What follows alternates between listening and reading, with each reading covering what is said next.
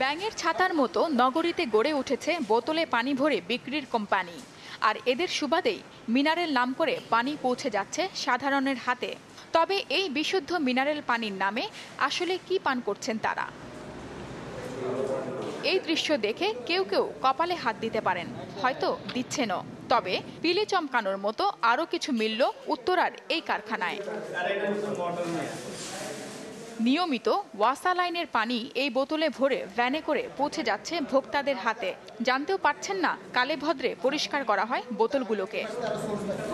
অভিযান সংশ্লিষ্টরা জানালেন, এই পানি পানে পেটের পীড়াসহ পানিবাহিত যে কোনো অসুখ ইদানিং কাবু করে ফেলছে নগরবাসীকে।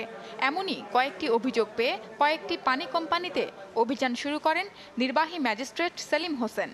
অভিযান এলাকা উত্তরা, যেখানে ধরা হয় কয়েক দুর্বৃত্তকে। আপনারা দেখতে পেলেন যে শুধু আইওয়াশ পানি বিশুদ্ধ করার জন্য যে পরিমাণ টাকা খরচ হয়, ওরা এখানে সে যথাযথ নিয়ম পদ্ধতি না মেনে পানি উৎপাদন করে। আপনারা দেখতে পাচ্ছেন যে এখানে সরাসরি ওয়াসার লাইন থেকে পানির ভিতরে জারের মধ্যে প্রবেশ করাচ্ছে এবং সেটা বিক্রি করছে।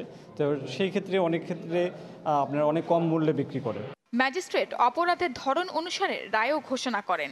এটা 24-এর 1 ধারার অপরাধ এবং এই অপরাধের সর্বোচ্চ 1 লক্ষ টাকা জরিমানা এবং 4 বছর পর্যন্ত কারাদণ্ড এবং উভয় রয়েছে। মোট 1 লক্ষ টাকা জরিমানা এবং একজনকে 1 সপ্তাহের কারাদণ্ড দিয়েছি। সাথে সাথে 2টি প্রতিষ্ঠান সিলগালা করেছে এবং একটি প্রতিষ্ঠানের মালামাল বাজেয়াপ্ত করেছি।